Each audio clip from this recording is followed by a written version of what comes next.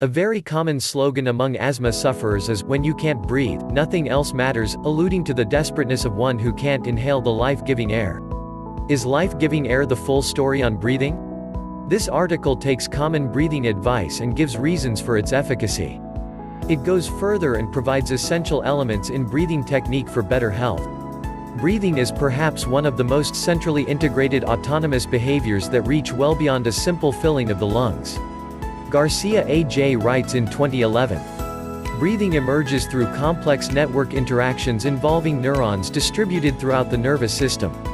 The respiratory rhythm-generating network is composed of micro-networks functioning within larger networks to generate distinct rhythms and patterns that characterize breathing. The outworking of Garcia's study can best be observed when a person is affected by strong emotions like fear and anger. Mainstream advice for breathing is to override the autonomous control and consciously inhale deeply through the nose and exhale through the mouth slowly with pursed lips.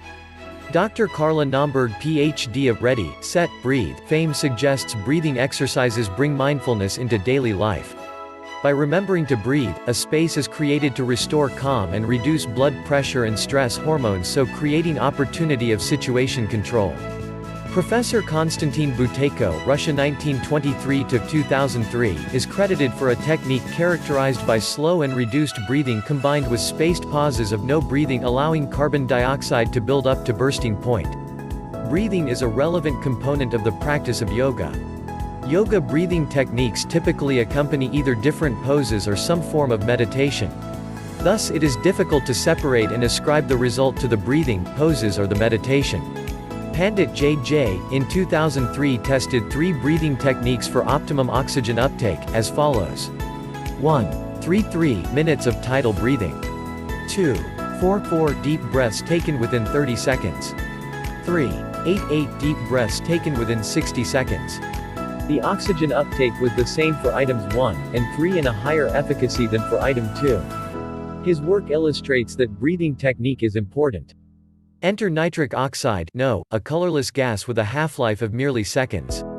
Nitric oxide, NO, was named Molecule of the Year in 1994 by Science magazine. In 1998 the Karolinska Institute awarded the Nobel Prize to U.S. pharmacologists Robert F. Furchtgott, Ph.D., Farid Murad, M.D., Ph.D., and Louis J. Ignarro, Ph.D. for their discoveries of the role of nitric oxide, NO, as being a signaling molecule in the cardiovascular system. NO relaxes the smooth muscle in arteries, providing a larger flow area for blood, thus reducing blood pressure and bring more nutrients to where they are needed. The importance of NO in the human bodily functions cannot be overstated.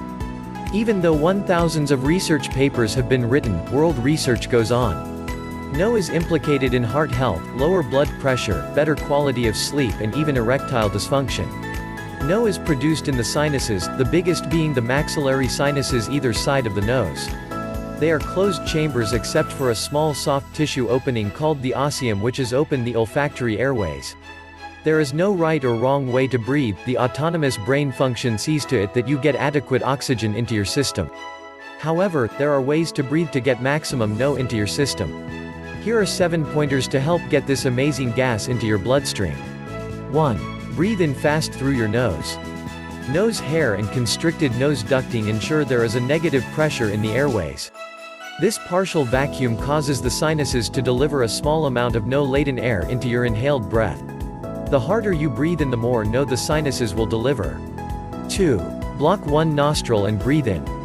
Blocking one nostril and in turn the other nostril will increase the partial vacuum to cause NO-laden air to be injected into your inhaled breath. 3. Block both nostrils and try to breathe in. Close both nostrils and try to inhale. This creates the greatest amount of vacuum in your respiratory system, allowing NO-laden air to be sucked from the sinuses. Of course you can only do this for a short time before resuming normal breathing. 4. Breathe out slowly through your mouth. NO needs time to be absorbed into your bloodstream. Accordingly, it is good to hold your breath for as long as it is convenient. Alternatively, exhale slowly to allow the lungs time to absorb the NO. 5. Hum or sing. Lundberg et al. Showed in 2003 that humming increases exhaled NO by 700%. Other researcher found an even greater increase in exhaled NO during humming. problem is that it is difficult to inhale while humming. Thus the sequence suggested is to hum for 3 seconds then immediately inhale. 6. Pretend to snore. To overcome the problem of simultaneously humming and inhaling, it is suggested to pretend to snore, making the sound as if you were snoring. The snoring sound frequencies are in the range of the maxillary sinus's natural frequencies, approximately 110 to 350 Hz. Allowing the maxillary sinuses to resonate will pulse no latent air into the inhaled breath volume. Because snoring is an inhaling maneuver, the no will reach the lungs in greater volume. 7. Valsalva maneuver. During a descent procedure in an aeroplane, headaches are often avoided by use of the Valsalva maneuver. This maneuver involves closing both nostrils while attempting to exhale until the eardrums pop. This has the effect of pressurizing the sinuses, which upon subsequent inhalation release the pressure and inject no latent air into the olfactory airways. These are the 7 keys to good health by good breathing. If you have any suggestions or comments, please leave it down below. Thank you for watching. Please subscribe and hit the bell button for more updates. See you next time.